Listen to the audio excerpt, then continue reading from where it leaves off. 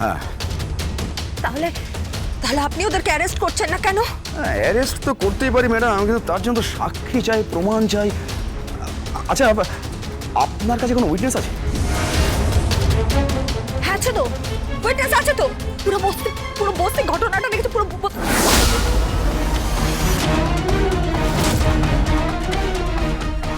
কার belt? বাবাকে কে belt পরালো? দিদির কেসটা লড়ো না, তাহলে তাহলে ওরা সবাইকে মেরে ফেলবে। আজ কাকা বাবুরা আমার জন্য এই অবস্থা, শুধু আমার জন্য।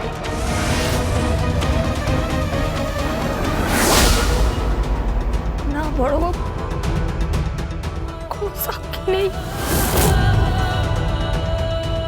কেউ কিচ্ছু বলছে না, কেউ কিচ্ছু বলেনি, পদ্মও কিছু বলছে না। কিন্তু উইটনেস না পেলে তো। উইটনেস আছে, আছে বড়বাবু, আসল উইটনেস আছে, যে যে যে দেখেছে, যার সামনে ঘটনাটা ঘটেছে, আসল উইটনেস আছে। আমার বাবা।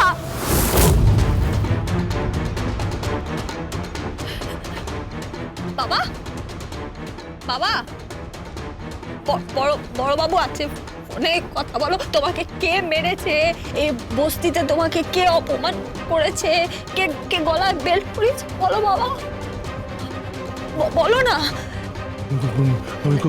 দেখো দেখো, আমি বলছি তোমাকে, তোমার ছোট মেয়ে তো ব্যর্থ, বেকার, সব ক্ষমতা হারিয়ে ফেলেছে, কিন্তু বড়বাবু কিন্তু অনেক বড় অফিসার, একদম অ্যারেস্ট করে নেবে বাবা। কিন্তু কিন্তু খবর পেয়েছে, কিন্তু যদি সাক্ষী না পায় তাহলে কি করে সাহায্য করবে বলো বাবা, তাই না? বলো বাবা, তুমি বলো না, এই বস্তিতে তোমাকে কে অপমান করেছে, কে গলায় বেল্ট পরিয়েছে, কে কুকুরের মতো ঘেউ ঘেউ করেছে, বলো বাবা, বলো বাবা, বলো বলো না, বড় বাবু আছে, বলো।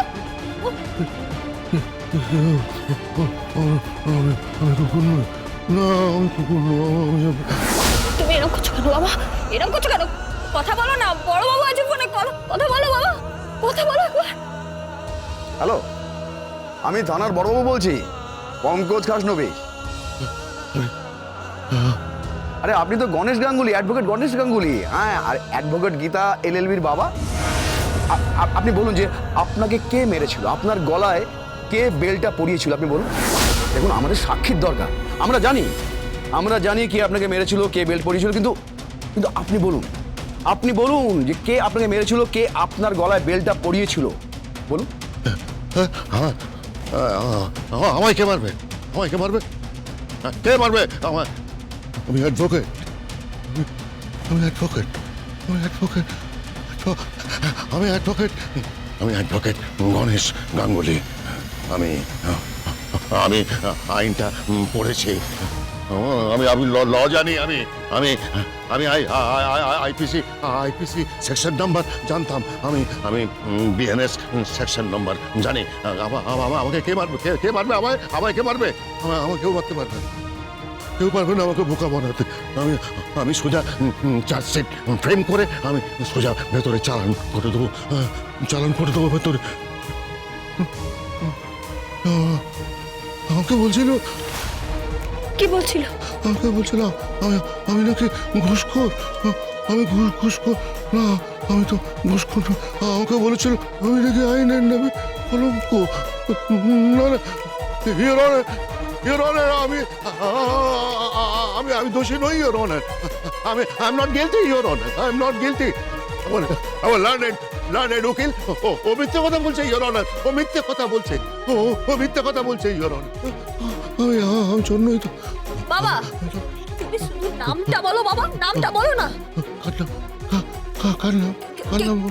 বেল্ট কে পরিয়েছিল বলো, বলো না, নামটা বলো। হ্যাঁ হ্যাঁ হ্যাঁ, বলুন না, নামটা বলুন। মানে কে আপনাকে মেরেছিল, কে আপনার গলায় বেলটা পরিয়েছিল, বলুন না, নামটা বলুন।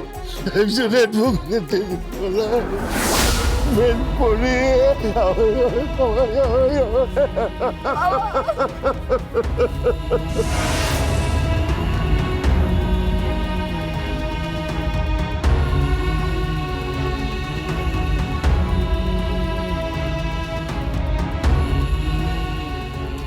পারি বড়বাবু, কোনো help করতে পারলাম না, কোনো সাক্ষী জোগাড় করে দিতে পারলাম না। সবাই বলছিল জানেন যে মেয়েকে না বাঁচিয়ে নিজের বাপকে বাঁচাও। যেমন উকিল হিসেবে আমি সবাইকে রক্ষা করি, সেরকম মেয়ে হিসেবে আমার আমার দায়িত্ব আমার বাবাকে রক্ষা করা, তাই না বড়বাবু? তাই না বড়বাবু? আমিও করবো, আমার বাবাকে আমি রক্ষা করবো, আমার আমি বাঁচাবো।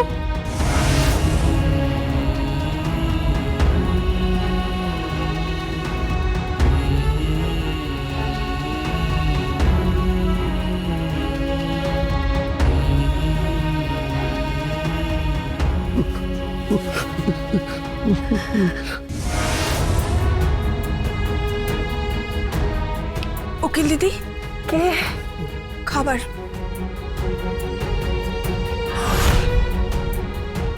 কত?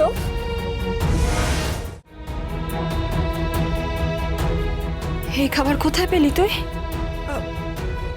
ওদিকে পাড়ায় পুজো হচ্ছিল, ওরা কাঙালি ভোজন করাচ্ছে। এই খাবার আমরা খাবো?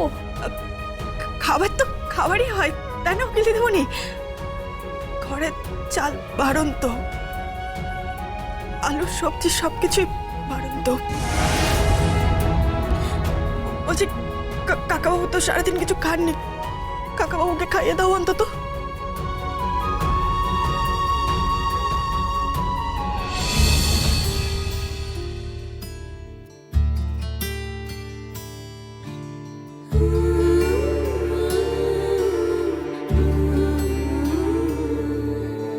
উড়ছে মানুষ, উড়ছে ফানুষ, সিলিং ছুঁতে চাইছে।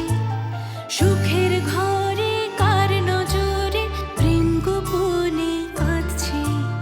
মেঘের ভিড়ে চাঁদ লুকোলো, হলুদ আলো খুঁজছে। রাত গভীরে কোন শরীরে তার ছায়াটাই উড়ছে।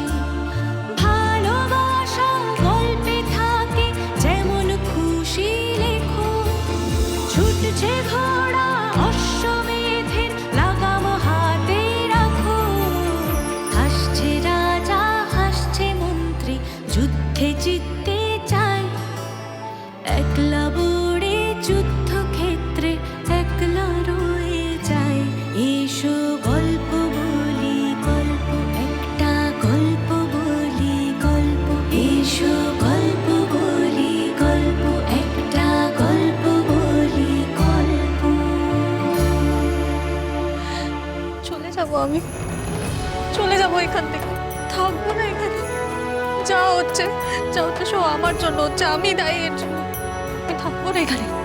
দরকার পড়লে আমি কৃপানকে বিয়ে করবো, কৃপানকে।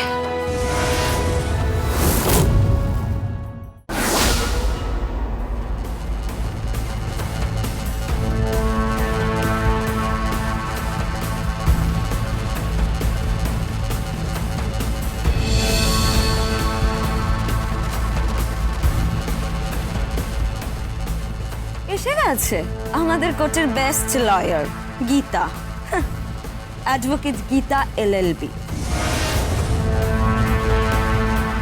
গীতা, আজকে ডেট আছে নাকি? এগেনস্টে কে? অগ্নিজিৎ মুখার্জি বুঝি? হ্যাঁ, অগ্নিজিৎ মুখার্জিকেও এখন ভয় পাচ্ছে। গীতা পালিয়ে যা, নইলে অগ্নিজিৎ মুখার্জি চলে আসবে। লড়তে এসেছে, অগ্নিজিৎ মুখার্জির বিরুদ্ধে লড়তে এসেছে। দুদিনের যোগী ভাতকে বলে অন্ন। এই, তোমরা ওকে বিরক্ত করছো কেন? এভাবে কথা বলছো কেন? গীতা, তুমি তোমার কাজ করো। ওর আবার কাজ কি? ওকে কেউ কাজ দেবে? তোমার মনে হয় কোর্টে ও কেস পাবে? অগ্নিজিৎ মুখার্জি কোর্ট থেকে ওকে ছুটি করে দিয়েছে।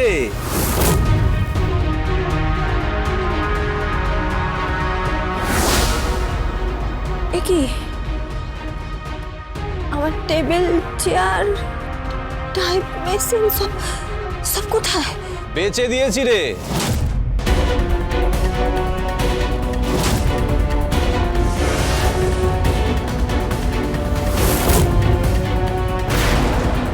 টেবিল, চেয়ার, টাইপরাইটার সব কিলো ধরে বেচে দিয়েছি।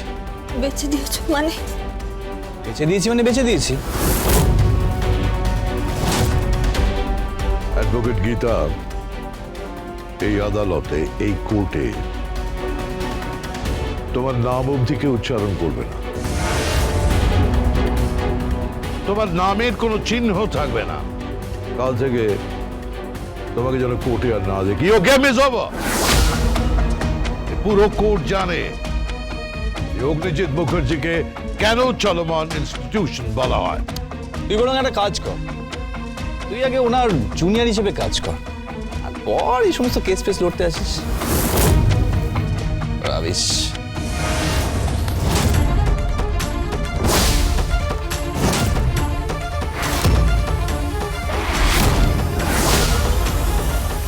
আমার রুজির ওপর কেন হস্তক্ষেপ করছো? এই কেসটা না লড়ে মেহেককে এই বাড়িতে নিয়ে এসো। আর তুমি যদি এখনো সেটা না করো তাহলে ভিক্ষে করো।